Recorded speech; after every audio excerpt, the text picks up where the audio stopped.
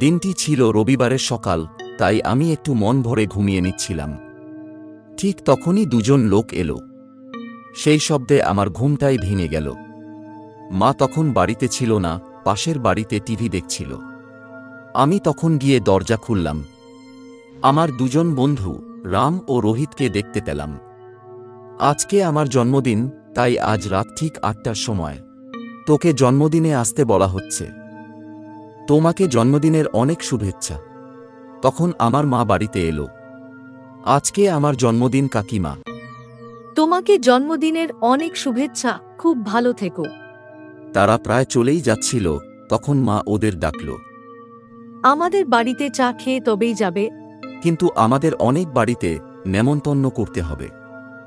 আগে চা খাবে, তারপর যাবে। তারপর আমরা তিনজনে চা খেলাম। তাদের দুজনকে দরজা পর্যন্ত ছেড়ে দিয়ে বিছানায় কিছুক্ষণ ঘুমিয়ে নিলাম। যখন ঘুম থেকে উঠলাম তখন 11টা বেজে গেছে। আজকে রোহিতের জন্য ভালো একটি উপহার কিনতে হবে, তাই আমি সাইকেল নিয়ে বেরিয়ে গেলাম। আমি সাইকেলটিকে রেখে দিয়ে একটি গিফটের দোকানে গেলাম। সেখানে অনেক ব্যাডমিন্টন ছিল। আমি যেদিন মাঠে খেলতে যাচ্ছিলাম তখন রোহিতও আমাকে বলেছিল, আমার কাছে তো ব্যাডমিন্টন নেই। আমি সেদিন বাবাকে বলেছিলাম, আমার একটা নতুন ব্যাডমিন্টন লাগবে, 1 মাস পরে কিনে দেব, এখন টাকা নেই, তুই আমার ব্যাডমিন্টনটা নিয়ে খেলো। কিন্তু সে দুঃখী মনে বাড়ি চলে যায়। আমি আর ব্যাডমিন্টন খেলতে পাবো না মনে হয়। তাই আমি রোহিতের জন্য একটি ভালো ব্যাডমিন্টন কিনলাম। তারপর সাইকেলে করে বাড়ি ফিরে এলাম। বাড়িতে এসে কিছুক্ষণ ফ্যানের হাওয়া খেলাম। মা আমার জন্য মিষ্টি আম নিয়ে এলো। সেই আমটি খেতে খুব মিষ্টি লাগল। যখন আকাশে সন্ধে নেমে এলো তখন আমি রোহিতের বাড়িতে গেলাম। রোহিত তো বাড়িতে নেই। আজকে যার জন্মদিন সেই তো বাড়িতে নেই। তখন আমি রামের বাড়িতে গেলাম, ওর মা রান্না করছিলেন। রাম কোথায় গেছে কাকিমা? রাম ও রোহিত একটি পুরনো বাড়িতে জন্মদিন পালন করতে গেছে। গ্রামের পশ্চিম দিকে সেই বাড়ি ছিল। ওরা পুরনো বাড়িতে জন্মদিন পালন কেন করছে? আমি সেই পুরনো বাড়ির কাছে গেলাম। বাড়িটি দেখতে খুব ভয়ানক ছিল। তখন সৌমেন আমার কাছে এলো, আমি তার সাথে চলতে লাগলাম। সেখানে রাম ও রোহিত আমাকে চমকে দিল।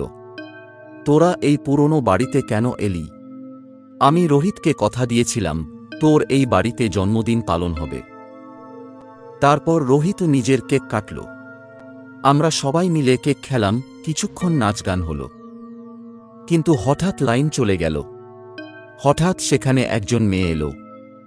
তোমরা আমাকে জন্মদিনে ডাকনি কেন? তুই তো আমাদের বন্ধু নোস, তাহলে তোমাকে আমরা ডাকব কেন? আমাকে নিয়ে এত বড় কথা। মেয়েটি একটি আত্মায় পরিণত হয়। সে তাদের মারতে যায়। তুমি আমাদের মারতে চাও কেন? আজ থেকে অনেক বছর আগে আমার এই বাড়িতে জন্মদিন পালন করা হয়। আমি নিজের সমস্ত বন্ধুকে নেমন্তন্ন করেছিলাম, কিন্তু একজন বন্ধুকে বাদ দিয়ে, তার নাম ছিল রাকেশ। একদিন আমি যখন স্কুল যাচ্ছিলাম তখন সে আমাকে পেছন থেকে ধাক্কা মেরেছিল। আমি মাটিতে পড়ে গেলাম বলে সে নাচতে লাগলো। আমার খুব রাগ হয়েছিল। তার বাবা একজন পুলিশ ইন্সপেক্টর ছিল। একদিন সে তার বাবার পিস্তল চুরি করে।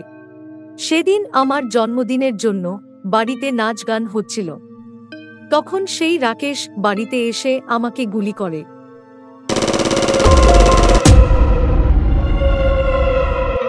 তাতে আমি মারা যাই। তাই সেই রাকেশকে আমি মারতে চাই। কাল রাকেশকে ডেকে তোমার এই বাড়িতে নিয়ে আসব। পরের দিন সকালে আমরা রাকেশের বাড়িতে গেলাম। তাকে অনেক বোঝানোর পর নিজের সাথে সেই বাড়িতে নিয়ে গেলাম। তোমরা কেন আমাকে এখানে নিয়ে এলে? তখন সে রাখির আত্মাকে দেখতে পেল। আমি তো তোমাকে মেরে দিয়েছিলাম। আমি সেদিন মরেছিলাম, কিন্তু আজকে তুই মরবি।